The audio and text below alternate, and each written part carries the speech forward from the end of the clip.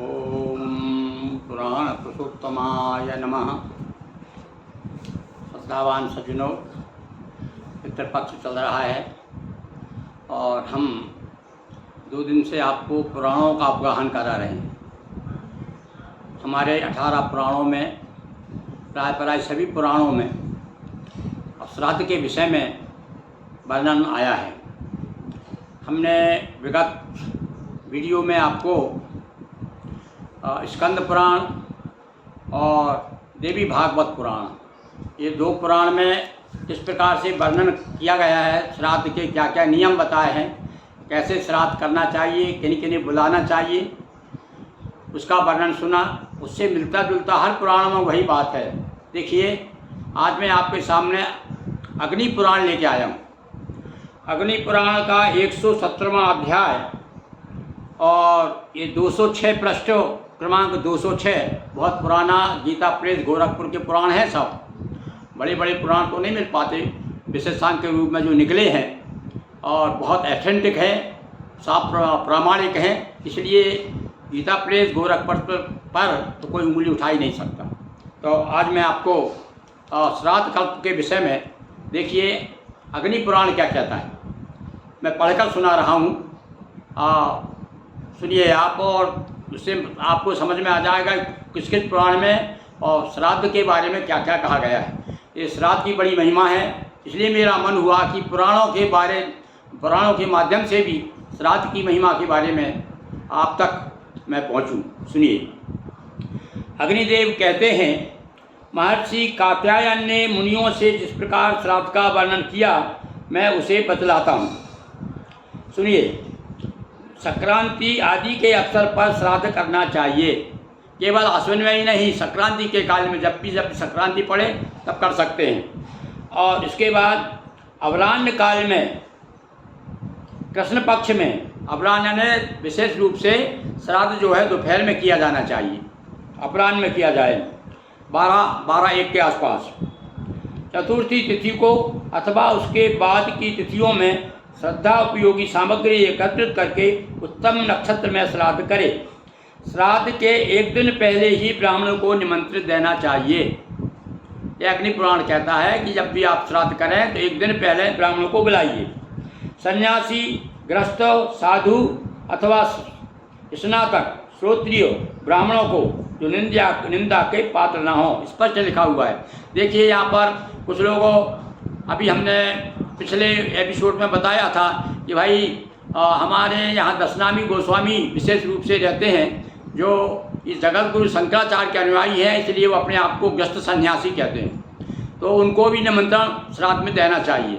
तो कुछ लोगों ने कहा था, ये पंडित जी कहाँ से ले आए आपने, तो हमने उनको अग्नि पुराण का उदाहरण दिया कि देखिए अग्नि पुराण में लिखा है कि सन्यासी और ब्राह्मण और साधु, इन लोगों को, क्योंकि ये गोस्वामी साधु भी माने जाते हैं और गृहस्थ सन्यासी तो है ही, और मूल रूप से ये गोस्वामी ब्राह्मण है। क्यों गोस्वामी ब्राह्मण? क्योंकि ऐसा विद्वानों का मत है कि जगत गुरु शंकराचार्य के कुछ गृहस्थ ब्राह्मण उनके शिष्य हो गए थे। विरक्त सन्यास ग्रस्त हैं, उनके तीर्थ, आश्रम, वन, अरण्य, गिरि, पर्वत, सागर, पुरी, भारती, सरस्वती, ये 10 नाम उजागर, यही 10 नाम ग्रस्त गोस्वामी भी धारण करते हैं। तो कुछ लोग तो ये कहने लगे कि नहीं भाई, ये असल में क्या है कि विरक्त सन्यासी जो च्युत हो जाता है, कुछ लोग जो है सन्यास से च्युत हो गए और उनके जो बाल बच्चे हुए वो गोस्वामी हैं। भाई हो सकता है कुछ लोग ऐसा आकर के जो आदिकालीन गोस्वामी हैं, जो ब्राह्मणों से उन्होंने गुरु शंकराचार्य के शिष्यत्व प्राप्त किया, जो कि दशनामी के नाम से प्रसिद्ध है, उनमें आकर के मिल गए और इसलिए घालमेल थोड़ा हो गया। जिस प्रकार से मान लो आपकी किसी गंगा नदी में कोई बड़ी नदी मिल जाए तो क्या उसका बड़ी नदी का नाम तिरोहित हो जाएगा क्या? जिस प्रकार से नर्मदा नदी में तवा नदी उससे भी बड़ी मालूम पड़ती है जब वो मिलती है तब, तो क्या वो तबाह हो गई क्या? तो इसी प्रकार से गंगा जाति घड़ी इसे कहा गया है। जाति और गंगा ये दोनों सब बराबर है, इसमें मिलकर के सभी, तो मूल स्रोत देखा जाता है। तो मूल स्रोत जो है गोस्वामियों का, दशनामी गोस्वामियों को मूल रूप से ब्राह्मणी है, पर जगत गुरु शंकराचार्य के प्रभाव में आने के कारण वो अपने आप को सन्यासी भी कहते हैं। तो मैं तो ये कहता हूँ भाई, हम लोग ब्राह्मण तो हैं ही, पर साथ साथ में हम लोग जो है और हमारे पास गुरुपद है, हमारे पास तीर्थ आश्रम गिर पर्वत सागर, ये जो हमारे 10 नाम है वो हमको मिले हुए।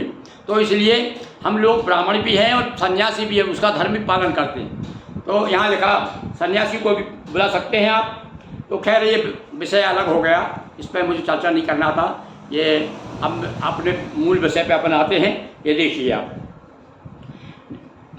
अपने कर्मों में लगे रहते हो, शिष्ट एवं सदाचारी हो, निमंत्रित करना चाहिए। अब हाँ पर एक बात है, अब चाहे भैया वो साधु हो, सन्यासी हो, गोस्वामी हो, ब्राह्मण हो, पर विशेष शर्त एक है कि सदाचारी हो, उसका आचरण ठीक होना चाहिए, शिष्ट हो और जिसके शरीर में श्वेत दाग ना हो, जिसके शरीर में दाग हो, जो क्रोध आदि के रोग में ग्रस्त हो, ऐसे ब्राह्मण को छोड़ दो, उसे श्राद्ध में सम्मिलित ना करो। यही बात सभी पुराण यही बात कहते हैं। मैंने इसके पहले बताया था। तो निमंत्रित ब्राह्मण अब स्नान और आचमन करके पवित्र हो और देव कर्म में पूर्वाभिमुख बैठे। हाँ, अब देव कर्म में जब पूजन का वक्त आता है तब पूर्व की तरफ होना चाहिए। देव श्राद्ध पितु श्राद्ध में 3 ब्राह्मण रहे, यानी पितृ के श्राद्ध में भी 3 ब्राह्मण का निमंत्रण कर सकते हैं और दोनों में एक ही ब्राह्मण हो, अथवा लिखा हुआ है, या तो 3 ब्राह्मण निमंत्रण करिए। अब मैंने दूसरे पुराणों में लिखा एक करिए या 2 करिए, 3 करिए, और किसी पुराण में तो यहाँ मैंने बताया था अभी पिछले स्कंद पुराण में लिखा है कि आश्वन भर, यानी पूरे महीने भर आप ब्राह्मण को भोजन कराइए। तो इस प्रकार से देव श्राद्ध इस प्रकार मातामह आदि के श्राद्ध में ही समझना चाहिए। शाक आदि से भी श्राद्ध कर्म कराए, शाक फल फूल आदि से भी श्राद्ध होता है। थोड़ा सा और पढ़ देता हूँ मैं, देखिए बड़ी विशेष काम की बात दी है। श्राद्ध के दिन ब्रह्मचारी रहे, जिसके घर में श्राद्ध हो उसे ब्रह्मचर्य व्रत धारण करना चाहिए। ये विशेष रूप से ध्यान देने की बात है भाई। ये बात सभी पुराणों में कहा है। और उतावली में ना करे, कोई भी काम जल्दबाजी में ना करे, और नम्र सत्यवादी सावधान रहे, उस दिन अधिक मार्ग ना चले, स्वाध्याय भी ना करे, मौन रहे, संपूर्ण पंक्ति मूर्धन्य यानी पंक्ति में सर्वश्रेष्ठ जो हो, जो मतलब बड़ा सम्मानीय व्यक्तित्व हो जिसका, ऐसा ब्राह्मण। और ब्राह्मणों में प्रत्येक कर्म के विषय में पूछे, आसन पर उसे कुश बिछाए। भोजन कराते समय भी कुश पर भोजन कराना चाहिए। और किसी पुराण में तो ये भी लिखा है कि वो दक्षिण दिशा की ओर मुँह होना चाहिए, इसमें भी लिखा है। पितृकर्म में कुशों को मोहरा मोड़ देना चाहिए, यानी कुशों को नीचे आसन बिछाना चाहिए।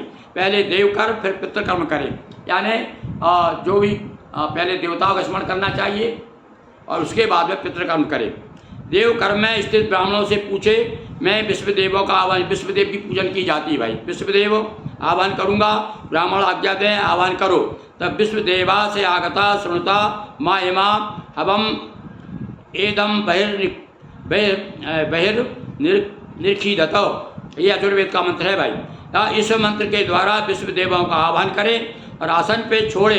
विश्वदेवा सुनते हवम में ये अंतरिक्षे व उपोद्यापृष्टा ये अग्निजिभ्या उत्तवा यजवा असद्या सुमन बहिर्खी मातध्वम। ये अजुर्वेद का इस मंत्र का जप करे, ये बताया इस मंत्र का जप करें। सब तो भाई ये तो आप सब अपन लोगों के लिए तो बड़ा कठिन है, ग्रस्त लोगों के लिए। ये तो क्या है, जब कोई विद्वान पंडित आपको बुलाएं तो भी उस प्रकार से करें। तो ये उसने ऐसा नियम बताया और उसके बाद को मंत्र भी दिए दूसरे, इन मंत्रों से तिल को बिखेर दे। मतलब कहना स्पष्ट हो गया इससे कि तिल का भी बड़ा महत्व है श्राद्ध में। तो इस प्रकार से आज हमने आपको ये थोड़ा सा श्राद्ध कल्प के बारे में ये अग्नि पुराण से बताया। इसी प्रकार से हम आपको अब इसके बाद फिर दूसरा कोई पुराण लेकर आपके सामने आएंगे और फिर इस पर चर्चा करेंगे। बहुत बहुत धन्यवाद।